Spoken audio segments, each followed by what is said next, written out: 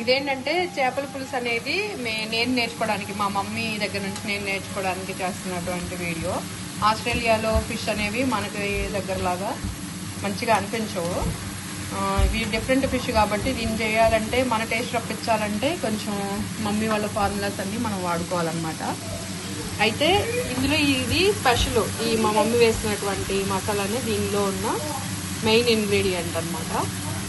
దీనికి ఆనియన్స్, టమాటాలు, తర్వాత అల్లం చిన్న ముక్కలుగా కోసి వేసుకోవటం, ధనియాలు, కొద్దిగా జీలకర్ర, కొంచెం సోంపు, గసగసాలు, మరి బిర్యానీ ఆకు, తర్వాత యాలుక్కాయలు, లవంగాలు, తర్వాత షాజీరా కొద్దిగా వేసాం కదా మమ్మీ, మనం షాజీరా వేసాము, సోంపు కూడా కొంచెం వేసాము. నేను ఆల్రెడీ చెప్పానో లేదా అది. అంతే, ఇంతవరకు వేసుకొని వీటిని కొంచెం లైట్గా వేయించుకోవాలన్నమాట. ఇవి పచ్చివే పడితే స్మెల్ అంత బాగోదు, అందుకని లైట్ ఆయిల్లో వీటిని ఫ్రై చేసుకోవాలి. దీని తర్వాత మా మమ్మీ ఏంటంటే ఫిష్ పులుసులో ఇది బెండకాయలు వేస్తుంది. తర్వాత మ్యాంగో, మనకేంటంటే మామిడికాయలు ఎప్పుడంటే అప్పుడు దొరకవు కాబట్టి మేము ఫ్రోజన్లో పెట్టుకున్నాము. వీటిని అలా నీళ్ళల్లో పెడితే అవి సెట్ అయిపోతాయి మామిడికాయ ముక్కలు. తర్వాత పచ్చిమిర్చి, అలా బజ్జీలకి ఘాట్లు పెట్టుకున్నాం కదా, బజ్జీ మిర్చికి అట్లా ఘాట్లు పెట్టుకొని ఒకటి ఈ టైప్లో ఘాట్లు పెట్టి ఉంటుంది. మామూలుగా అయితే ఇట్లా నిలువుగా కూడా కోసుకోవచ్చు. ఇలా ఒక 10 మిరపకాయలు తీసుకోవాలి.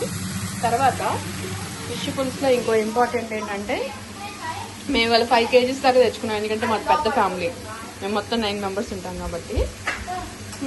సో వీటిని ఏంటంటే ముందుగా కొంచెం ఆయిల్లో మనం మ్యారినేట్ చేసుకుంటాం కదా, ఉప్పు, కారం, పసుపు, కొంచెం అల్లం వెల్లుల్లి పేస్ట్ వీటిని వేసి మ్యారినేట్ చేసుకుంటాం కదా, వాటిని నిన్న నైట్ మేము మ్యారినేట్ చేసి పెట్టుకున్నాము. ఈరోజు వీటిని ఫ్రై చేసి పెట్టుకున్నాము. ప్రతి ఒక్కటి ఫ్రై చేసింది అనమాట ఇది వీటి తర్వాత ఒకటి ఏంటంటే ఇంత మాత్రం చింతపండు తీసుకోవాలి. ఒక పెద్ద నిమ్మకాయ సైజ్ అంత చింతపండు తీసుకొని వాటర్లో ఇట్లా నానబెట్టుకోవాలి. తర్వాత మా మమ్మీ ఏం చేస్తుందంటే దీన్ని పేస్ట్ పడుతుంది. దీన్ని మిక్సీలో పేస్ట్ పట్టి ఆ పేస్ట్లో ఈ చింతపండు పులుసు కూడా ఒకసారి పెడతామని 2-3 సార్లు పెడతాం. ఒక 2 సార్లు వరకు ఆ పులుసు లాంటివి పిండి అప్పుడు ముక్కలను అందులో వేసి వాటిని ఉడికిస్తుంది అనమాట, మంచిగా ఉడికేదాకా. సో అది మొత్తం ప్రాసెస్. నెక్స్ట్ ప్రాసెస్ కూడా నేను రికార్డ్ చేస్తాను. మమ్మీ దీనిలో నేను వెల్లుల్లి వేయలేదు, వేసుకోవాలా అవసరం లేదా? పచ్చిదప్పుడైనా అదైతే పచ్చి కూడా వేయచ్చా? సో వెల్లుల్లి నేను వేయటం మర్చిపోయాను. నేను అనమాట ఈరోజు అన్నీ ఒక దగ్గర పెట్టింది, అన్నీ కలిపి ఒక ప్లేట్లో పెట్టాను. బట్ నేను వెల్లుల్లి మర్చిపోయాను. ఒక ఇంపార్టెంట్ ఇంగ్రీడియంట్ అది సంగతి.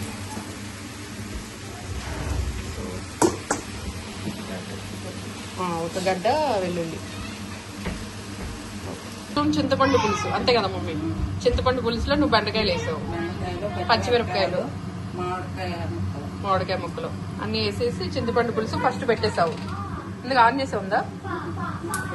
ఉంది. ఇంకా ఏంటంటే దీంట్లో అది ఇంకా మిక్సీ పట్టలేదు కాబట్టి వేయించుకున్నది మనం, అది మిక్సీ పెట్టాక ఇందులో వేస్తాం. అంతేనా? ఓకే.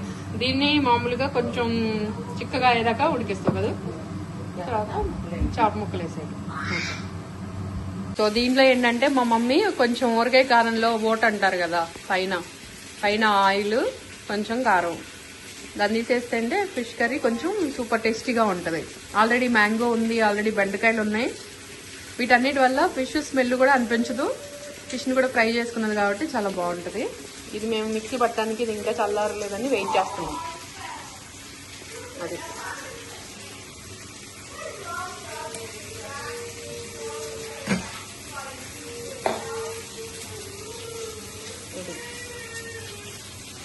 ఇది మాకు ఇండియా నుంచి వచ్చింది ఊరగాయ కారం. మా అన్నయ్య వాళ్ళు పంపిస్తారు ఎవ్రీ ఇయర్ మాకు.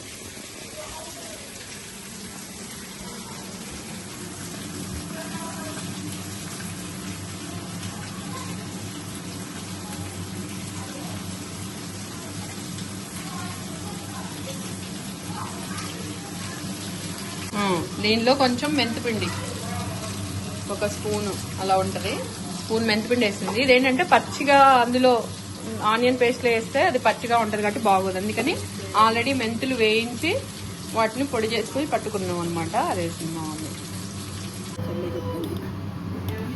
ఇది మిక్సీ పట్టిన ఇందాక ఉల్లిగడ్డలు ఏం పెట్టిన ఉల్లిగడ్డలు అన్ని మసాలాలు అది వేసి కలిపి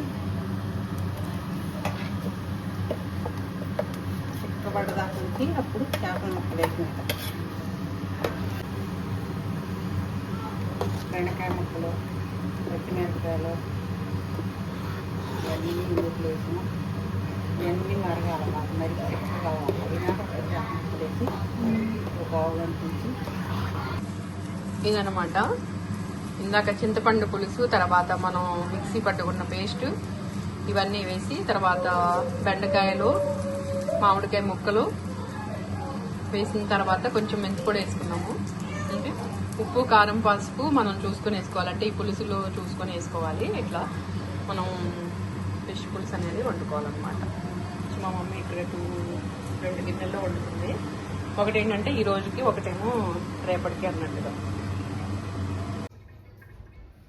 అంతా ఉడికిన తర్వాత ఇట్లా అంటు పులుసులాగా వచ్చేసిద్ది.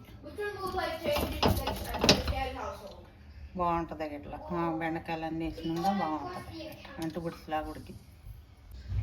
ఇట్లా ఉడికిన తర్వాత ఫైనల్గా ఇట్లా ఉడికిద్ది మంచిగా. అంటుగా పులుసు చూడు ఎంత చక్కగా ఉందో అట్లా అయింది.